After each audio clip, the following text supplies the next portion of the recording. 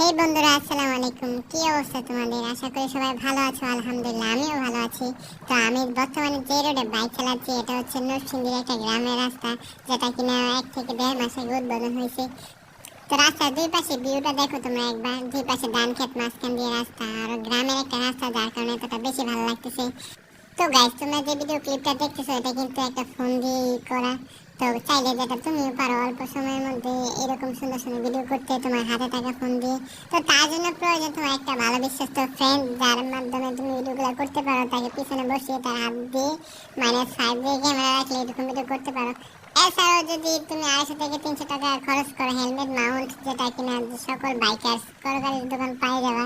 তো ওখান থেকে হেলমেট মাউন্ট, এক হেলমেট যেমন ইনস্টল করে নিবা, ফোনটা ওখানে রাখার পরে এরকম ভিডিও করতে পারবো যে কোনো সময়।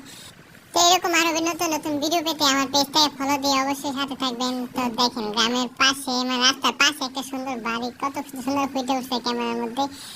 সত্যি বলতে গাইস, গ্রামের পরিবেশের সাথে কোনো কিছুর তুলনা হয় না। তো আবার একটি নতুন ভিডিওতে দেখা হবে। সে পর্যন্ত সবাই সুস্থ থাকবা, ভালো থাকবা। আল্লাহ হাফেজ।